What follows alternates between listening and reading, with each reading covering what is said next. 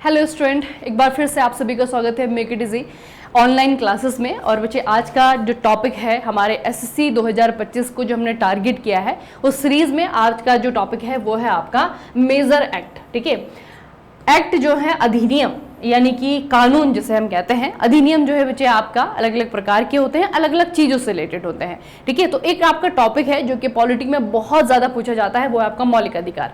तो मौलिक अधिकार जो है 6 अधिकार हैं। इन अधिकारों को इंप्लीमेंट करने के लिए, ठीक है, एक एग्जाम्पल मैं आपको देती हूँ। जैसे कि आपका आर्टिकल 17 ये कहता है कि जो अनटचेबिलिटी है इसको जो है आपका पूरी तरीके से खत्म कर दिया जाएगा। लेकिन कहने भर से नहीं होगा या फिर आर्टिकल बनाने भर से वो चीज खत्म नहीं हो जाएगी। इसके लिए कानून बनाना पड़ेगा, इसके लिए एक अधिनियम बनाना पड़ेगा। तो हमारे जितने भी फंडामेंटल राइट्स हैं, हमारे जितने भी मौलिक अधिकार हैं, उनको इंप्लीमेंट करने के लिए, उनको जमीनी स्तर पर लागू करने के लिए बहुत सारे कानून बनाए गए हैं, बहुत सारे अधिनियम बनाए गए हैं। तो उन्हीं अधिनियम को बच्चे आपको एग्जाम में पूछा जाता है। ठीक है, अगर आप लोग अधिनियम को देखेंगे जो हमें याद रखने, जो बहुत रिपीटेड पूछे गए हैं और जो पूछे जा सकते हैं, तीनों ही प्रकार के मैं आपको बताऊंगी, आपको इनको याद रखना है। ठीक है, तो एक बहुत इंपॉर्टेंट टॉपिक है और ये आपका रिपीटेडली एसएससी पिछले कुछ सालों से जो है अपने एग्जाम में पूछता रहा है। ठीक है, तो अलग अलग जो है अधिनियम हम पढ़ेंगे। सबसे पहले जो है आपका है नागरिक अधिकार संरक्षण अधिनियम 1955। बेसिकली कोई एक्ट अगर मैं आपको पढ़ा रही हूं तो इसके बारे में दो चीजें याद रखनी है। एक तो इसका नाम बचे है ना, नाम तो आपको याद रखना ही है, साथ में ये याद रखना है कि ये कौन से वर्ष का अधिनियम है। ठीक है, और साथ में एक और चीज आपको याद रखनी है कि इस अधिनियम के तहत कौन से फंडामेंटल राइट को इंप्लीमेंट किया जा रहा है। ठीक है, मतलब किसकी हेल्प से कौन सा ऐसा मौलिक अधिकार है जिसको कि लागू किया जा रहा है। ठीक है, तो सबसे पहला है आपका नागरिक अधिकार संरक्षण अधिनियम 1955 का है और इसके तहत जो आर्टिकल 17 है, ठीक है, अनुच्छेद 17 है, जिसे हम अस्पृश्यता का उन्मूलन कहते हैं, इसको लागू करने के लिए इसे बनाया गया है। ठीक है, तो इंपॉर्टेंट है ना, इसे इंग्लिश में भी याद रखेंगे, protection of civil rights act 1955। उसके बाद में आपका आता है अनुसूचित जाति अनुसूचित जनजाति अत्याचार निवारण अधिनियम, ये आपका 1989 का है ना। तो हमारा जो दूसरा जो फंडामेंटल राइट है जिसमें आपके बच्चे बहुत सारी कम्युनिटीज ऐसी हैं जिनको कि संरक्षण दिया गया है हमारे फंडामेंटल राइट के तहत। उसमें आपका एससी कम्युनिटी आती है, एसटी कम्युनिटी आती है, ओबीसी आता है। उनको अलग अलग सेक्टर में जो है अलग अलग प्रकार के रिजर्वेशन की बात की गई है। ठीक है, तो उनके प्रोटेक्शन के लिए जो है आपका कानून बनाना जरूरी है और वो कानून जो है आपका ये है, इस नाम से है 1989 का कानून है। तो इसे आप लोग याद रखेंगे कि अनुसूचित जातियों अनुसूचित जनजाति के सदस्यों के विरुद्ध अत्याचारों को रोकने के लिए और ऐसे मामलों के लिए विशेष अदालतों के प्रावधान के लिए एक अधिनियम जो है आपका बनाया गया है, जो कि 1989 का है, 1989 का है। उसके बाद में आपका अगला आता है, यह है शिक्षा का अधिकार अधिनियम। हालांकि शिक्षा का जो अधिकार अधिनियम है ये 2009 में आया है, मतलब बहुत लेट आया है ना, बहुत लेट जो है आपका ये आया है। इसके तहत क्या किया गया कि आर्टिकल 21 का ए जो शिक्षा का अधिकार है ना, शिक्षा का अधिकार 21 का ए बच्चे बाद में जुड़ा है। इससे पहले अनुच्छेद 21 अकेला था, 21 का ए जो है आपका वो बाद में जुड़ा गया, जिसमें कि ये कहा गया है कि जो 6 से लेकर के 14 साल के बच्चे हैं उनको बेसिक एजुकेशन लेना उनका फंडामेंटल राइट है। ठीक है, और ये इंप्लीमेंट किसके तहत किया जाएगा, इस कानून के तहत। तो कानून का नाम है शिक्षा का अधिकार अधिनियम, जो कि 2009 का है। उसके बाद में आपका अगला आता है, इसे कहते हैं बाल श्रम निषेध और विनियमन अधिनियम। ये 1986 का है। कब का है, 1986 का है। और ये कौन से आर्टिकल को इंप्लीमेंट करता है, तो ये करता है आपका आर्टिकल 24। अनुच्छेद 24 में क्या लिखा गया है कि जो बाल श्रम है, ठीक है, जो बाल श्रम है, बच्चों से जो काम करवाया जाता है, जो चाइल्ड लेबर करवाया जाता है, वो पूरी तरीके से बैन है इंडिया में, है ना। और खास करके जो 14 साल के बच्चे हैं उनको तो बिल्कुल भी ऐसी जगह पे एम्प्लॉय नहीं किया जा सकता जहां पर कि उनकी जान को खतरा हो। ठीक है, तो उस चीज को इंप्लीमेंट करने के लिए जो कानून बनाया गया है वो 1986 का है और इसे कहा जाता है बाल श्रम निषेध और विनियमन अधिनियम। इसका भी बच्चे आपको याद रखना है। ठीक है, कौन सा एक्ट किस आर्टिकल को इंप्लीमेंट कर रहा है, इसे याद रखना। इन दोनों के बीच का जो ये रिश्ता है, रिलेशन है, वो आपको याद रखने की जरूरत है, क्योंकि यहां से जो प्रश्न बनेगा, एक तो वन लाइनर क्वेश्चन बनता है जो कि फैक्ट होगा, ऑब्वियस सी बात है, एक लाइन में आपको पूछा जाएगा, वहीं पे जो है आपको ऑप्शन देख करके जवाब देना है। लेकिन यहाँ पे जो प्रश्न आपका बनेगा, जो ज्यादा कठिनाई पैदा करेगा आपके लिए, वो होगा कॉन्सेप्ट वाला, है ना। क्योंकि अगर आपको रिलेशन नहीं पता है तो सिर्फ एक तरफ आप एक्ट याद कर देंगे, दूसरी तरफ आप उसके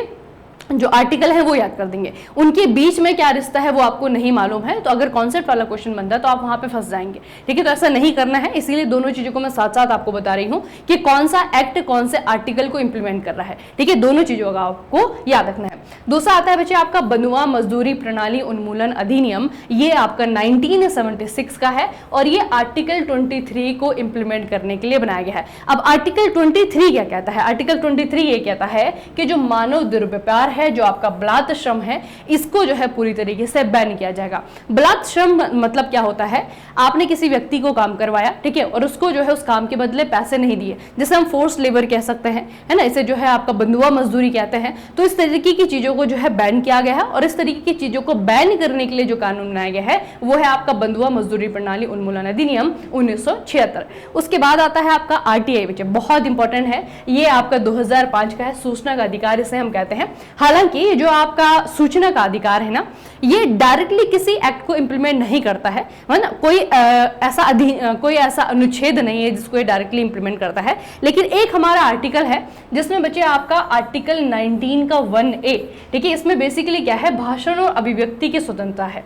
ठीक है, भाषण और अभिव्यक्ति की स्वतंत्रता के तहत जो है आपका सूचना प्राप्त करने का भी अधिकार आता है, और सूचना प्राप्त करने का अधिकार जो है ये हमारा एक फंडामेंटल राइट है, इसे याद रखना। ठीक है, सूचना प्राप्त करने का अधिकार क्या हमारा एक फंडामेंटल राइट है। एक आपको थोड़ा सा बच्चे वो याद रखिएगा, सुप्रीम कोर्ट ने सूचना के अधिकार को अनुच्छेद 19 के 1A के तहत जो है आपका एक निहित मौलिक अधिकार माना है। ठीक है, इसे याद रखना, क्योंकि कई बार एक सिंपल सा प्रश्न आता है कि जो आपका सूचना का अधिकार है किस प्रकार का अधिकार है ना। 4 ऑप्शन आएंगे कि वैधानिक अधिकार है, कानूनी अधिकार है, किस तरीके का अधिकार है। तो इसको आपको याद रखना है कि हमारा मौलिक अधिकार है, और सुप्रीम कोर्ट ने कहा है कि आर्टिकल 19 का जो 1A है, इसका जो सब क्लोज है उसके तहत ही आपका ये आएगा। ठीक है, तो आपको याद रखना है कि आर्टिकल 19 का 1A को इंप्लीमेंट करने के लिए आपका क्या है? आरटीआई है। ठीक है, जैसे हम आरटीआई एक्ट कहते हैं, है ना, तो ये आपका है सूचना का अधिकार 2005। उसके बाद में बच्चे आपका अगला आता है, ये है आपका आधार।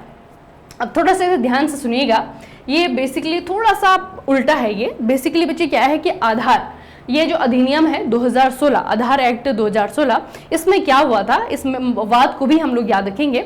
पट्टुस्वामी बनाम भारत संघ मामले में सुप्रीम कोर्ट ने निजता के अधिकार को मौलिक अधिकार घोषित कर दिया था, है ना, इसे कहते हैं राइट टू प्रिवेसी। बहुत ज्यादा ये चर्चाओं में रहा था। तो बेसिकली एक केस जो है आपका आया था, सुप्रीम कोर्ट ने इसकी सुनवाई करते हुए ये कहा कि जो निजता का अधिकार है ना, राइट टू प्रिवेसी, ये जो है हमारा क्या है? मौलिक अधिकार है, जो मतलब आर्टिकल 21 है ना, आर्टिकल 21 के तहत जो है आपका राइट टू प्रिवेसी आता है ना। आर्टिकल 21 में क्या आता है? प्राण और देह की स्वतंत्रता आता है। तो प्राण और देह की स्वतंत्रता को अगर आप लोग देखेंगे तो किस तरीके की स्वतंत्रता? उसमें हमारी बिल्कुल निजी चीज जो होती है ना, वो वाली स्वतंत्रता आती है ना, क्योंकि 2 आर्टिकल हैं जो हमें फ्रीडम देती हैं। एक आपके आर्टिकल 19 है ना, लेकिन जो आर्टिकल 19 है ये पूरे ग्रुप को जो है एक साथ फ्रीडम देती है। जो आर्टिकल 21 है ये हमारी जो निजी स्वतंत्रता है, जो हमारी एक तरीके से कह सकते हैं जो प्राइवेट फ्रीडम है, उसकी बात करता है ना, व्यक्तिगत स्वतंत्रता की बात करता है।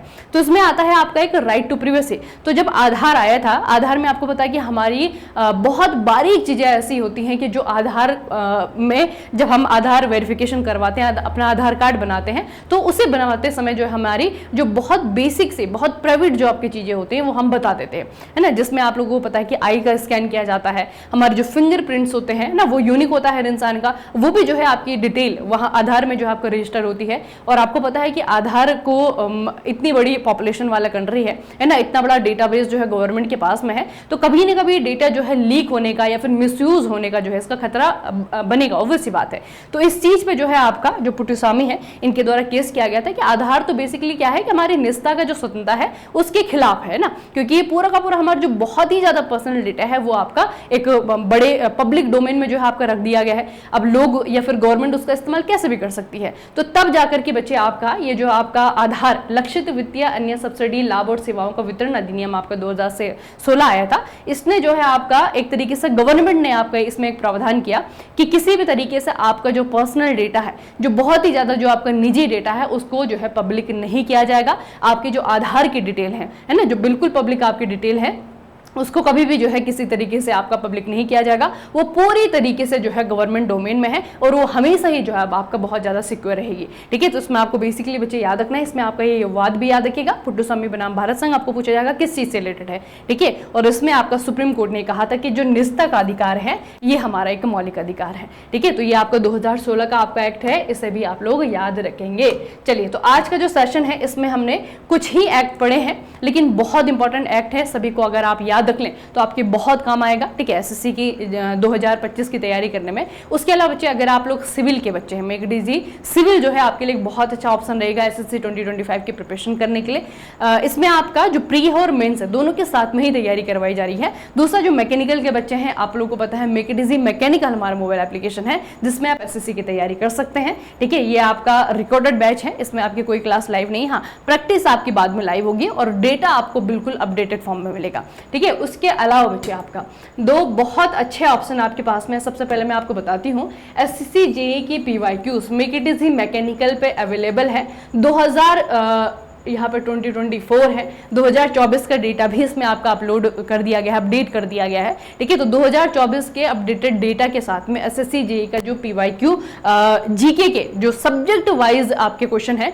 वो आपको मिलेंगे। ठीक है, और सबसे अच्छी बात क्या है बच्चे कि जहाँ पे जिस क्वेश्चन में डिटेल की जरूरत है आपका वहाँ पे डिटेल भी दिया गया है। ठीक है, यहाँ से बहुत अच्छा जो है आपको पढ़ने का एक तरीके से कह सकते हैं कि 2025 की जो तैयारी है वो करने के लिए एक बहुत अच्छी अप्रोच जो है यहाँ से मिलेगी। ठीक है, तो हर सब्जेक्ट को जो है अलग तरीके से जो है अलग अलग करके उन्हें बनाया गया है। ठीक है, और वहाँ पे जो है क्वेश्चन के साथ में आंसर के साथ में उसकी जो है व्याख्या भी दी गई है। ठीक है, थ्योरी के फॉर्म में जो है आपको वहाँ पे व्याख्या भी मिलेगी, तो ये बहुत ही अच्छा जो है ऑप्शन रहेगा आपको पीवाईक्यू का। उसके अलावा जो मैकेनिकल के बच्चे हैं, आप एक साथ बहुत सारे एग्जाम की तैयारी करते हैं तो आपके लिए आपका बहुत अच्छा ऑप्शन है, जिसमें कि एसएससी भी है, जिसमें आपका आरआरबी भी है, जिसमें आपके बाकी सारे स्टेट भी हैं और जिसमें आपका पीएसयू भी है। हर तरीके के जो है कोर्सेज आपको यहाँ पे मिलेंगे। ठीक है, इसका नाम है महापेक। ठीक है, तो ये बच्चे आपके बहुत सारे ऑप्शंस है जो हमारे मोबाइल एप्लीकेशंस पे अवेलेबल होते हैं, बहुत सारे बच्चों को नहीं मालूम होता है। ठीक है, तो स्किल के लिए मेक इट इजी स्किल है और जो मैकेनिकल वाले हैं आपके लिए मेक इट इजी मैकेनिकल है। ठीक है, चलिए फिर आज के सेशन को यहीं पे समाप्त करेंगे,